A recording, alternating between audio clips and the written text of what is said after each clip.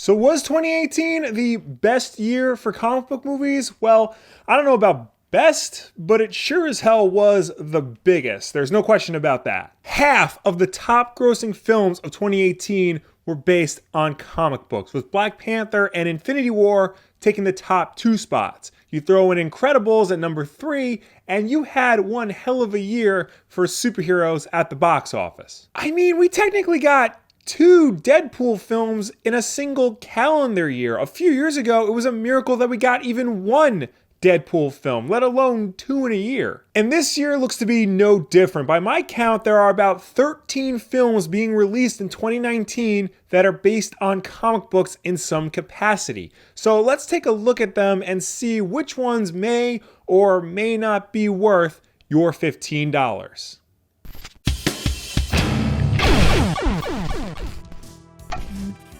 So, this year we have a hodgepodge of films coming out, some based on Marvel, some based on DC, some based on indie books, and some that you might not know are based on comic books. Now, I should note that all release dates you'll see in this video are subject to change. Just because I have a release date with a film doesn't necessarily mean it's gonna stick to that date. In fact, 3 of the films on this list were actually on my 2018 list, but we'll get to those when we get to them. But let's start off the list with Glass, scheduled for release on January 18th.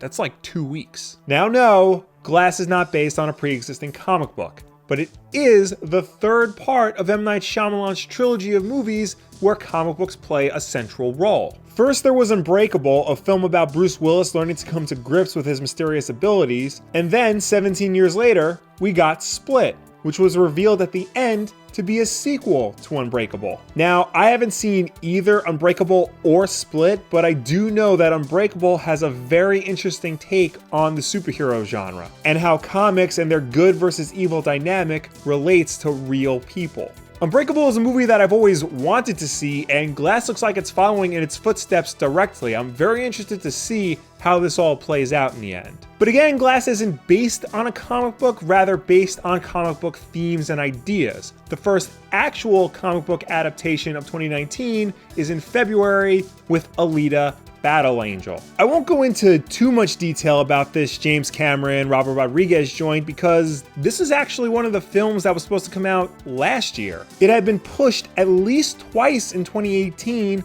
finally getting its 2019 release date. And I just hope it doesn't mean that there's something wrong with the movie. Rodriguez has never really directed a film like this before, so it's possible that the delays were to try and salvage the film, but we'll just have to wait and see if that's true. Alita is now scheduled for release on Valentine's Day, so bring a date. And if they're still with you by the end of the film, then you can take them to see Captain Marvel on March 8th. The first MCU film of 2019 is a big one. It's the company's first female-led film, introducing us to a character that fans have been waiting years to see on screen. It's the immediate predecessor to Avengers Endgame. It's set to cap off one era of the Marvel Cinematic Universe and then kick off an entirely new one. The movie is a big deal no matter how you slice it, and while I am looking forward to this movie, something about the trailers they've released just feels off. Like, this doesn't feel like the big deal that it actually is. Now, I know that that's probably just me, and I'm sure the movie will be fine, but by this point, we should be expecting more than just fine from Marvel films. But that's okay if Captain Marvel winds up not being able to cut the mustard, because less than a month later, we get Shazam, also known as the original Captain Marvel. This is all part of the new DC universe, one that's fun and optimistic, and honestly, Shazam looks like it's going to be just that. I'm really digging the film's aesthetic. Not too oversaturated or desaturated. It overall feels very grounded for a movie about wizards. And this lighthearted tone is just the right one for a character like Shazam. I just hope it's not too lighthearted, you know? Like, there should be some definite, real, dangerous stakes in the movie. Like, Mark Strong's Dr. Sivana should be a real threat, not some kiddie threat. But if it's anything like the Jeff Johns, Gary Frank New 52 Shazam, which I'm 90% sure it will be, then I think we'll be okay. I think we'll be in for another good DC movie. 1 week after Shazam, we get Hellboy, and I am very confused about this one. This reboot was pitched to us as being more of a horror-based version of the character, one that's more in line with Mike Mignola's original comic than it would be with Guillermo del Toro's grand fantasy epics. But the trailer for this new film looks like it's trying to be the del Toro version.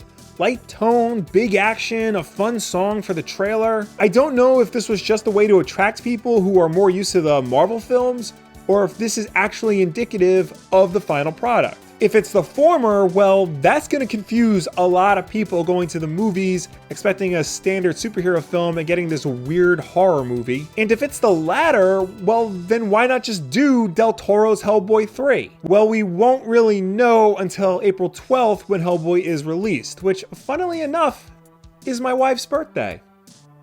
Sure hope she likes Hellboy, because that's what we're doing that day. But it's okay if she doesn't, because 2 weeks after Hellboy, we get the movie that I know she's interested in, and I know that all of you are interested in: Avengers Endgame. This is the big one. The real big one. The one that answers how you could come back from such a devastating loss as seen in Infinity War. I know a lot of people were let down by the trailer because it didn't showcase any big set pieces, but I'm actually okay with what they showed. We know there are gonna be awesome battles, but by focusing on the Avengers being sad, it shows us that this isn't going to be like any other film in the MCU. I've seen a lot of videos and read a lot of articles theorizing exactly what's gonna happen in Endgame, but honestly, I'm not theorizing about who lives or dies, or how they undo the snap, if it involves time travel or a dimensional rift. I just want to see the movie. April 26th cannot come fast enough. After Endgame and what will probably wind up being the busiest April of my life, we get a nice little break. No comic book based films in the month of May. Unless you count Brightburn, that weird James Gunn film where it's like Superman, but he's a scary monster. That's coming out on May 24th. I'm sure it'll be okay, but I'm not into it. I'm sort of over the whole, let's reinvent Superman, but make him edgy this time. Just give me a straight up Superman movie, like a classic Superman film. It's not as hard as you think. But then on June 7th, we're finally supposed to get Dark Phoenix.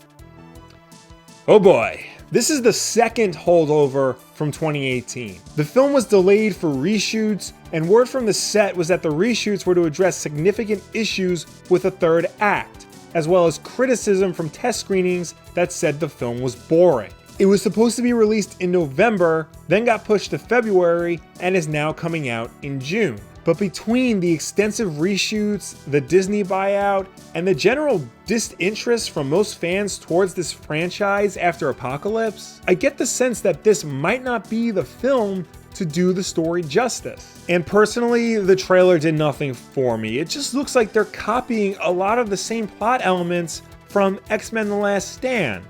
You know, the movie that botched the Dark Phoenix saga the first time. Ultimately, the X-Men are in dire need of a fresh new direction. Much like the film that's coming out a week after Dark Phoenix, how's that for a segue? Men in Black International.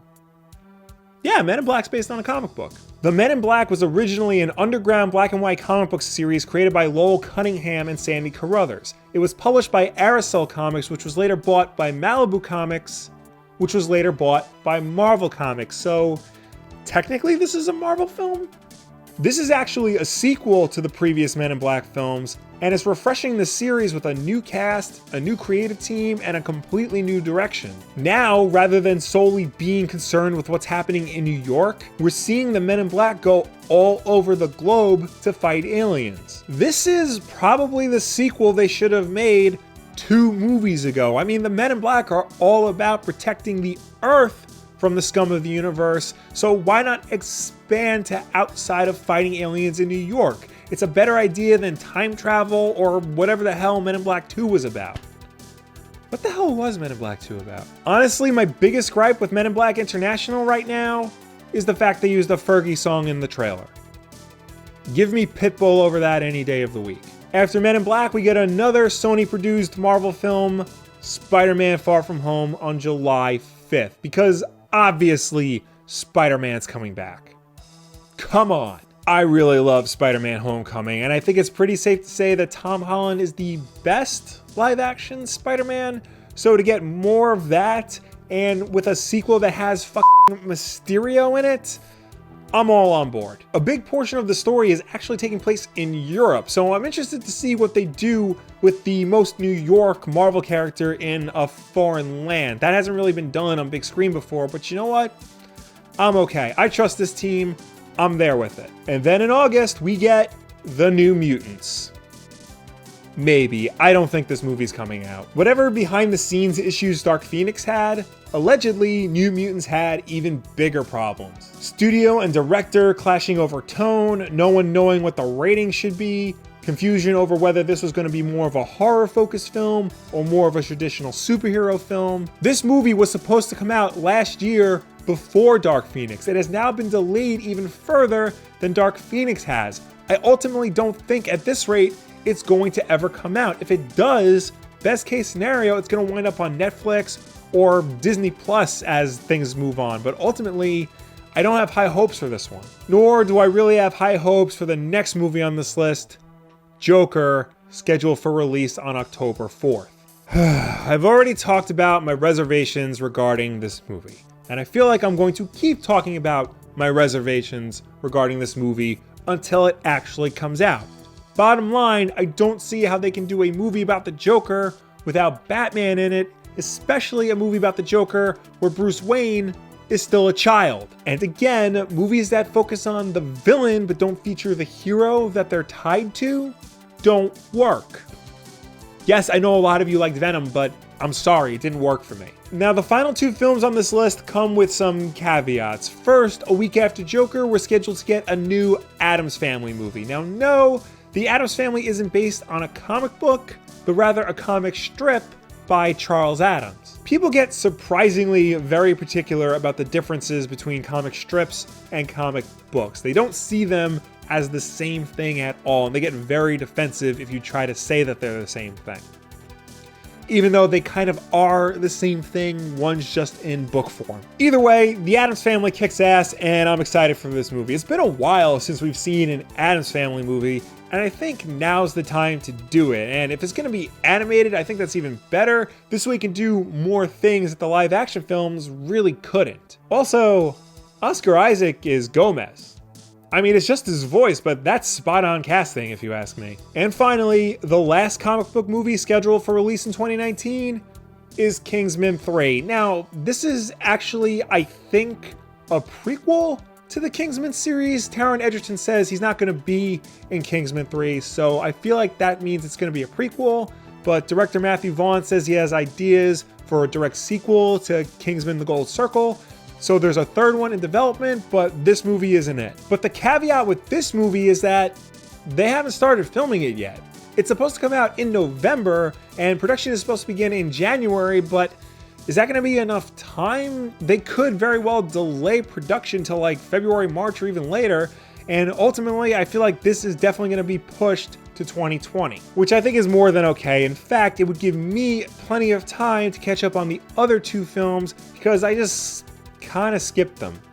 Kind of over Mark Millar, honestly. But there you have it, friends. All the comic book films and comic book adjacent films scheduled for release in 2019. Ultimately, it doesn't feel like there's as much as there was in 2018, but there are definitely a lot of quality films in this list. I didn't mention all of the various DC films that are allegedly supposed to be coming out soon. Shazam and Joker are really the only ones definitively scheduled for release in 2019. Also, I left off a lot of animated direct-to-video movies, because otherwise we'd be here all day. But if I missed any actual important ones, I'm sure you'll let me know either down below or anywhere on the internet. And while you're down there, why don't you let me know which one of these films you're most excited for or least excited for? You're probably most excited for Endgame, but what about one of the other ones? If you really can't wait for any of these films to come out, I have Amazon links in the description to some comics I think these movies will be more or less close to. This way you can read those and be ready for when the movie comes out. Know a little bit more than your friends going in. And of course, don't forget that we have new videos every Tuesday and Wednesday night at 8 p.m. Eastern is Wulff Den Live. That's right, friends. New time, same great taste. Why did I say it like that? So subscribe to see all of that, like this video, and share with a friend who doesn't know the comic book movies that are coming out in 2019. Admittedly, there are a lot of them, but send them this video and hopefully they'll be able to know which ones they actually do and don't want to see. Thank you all for watching. I will see you next time.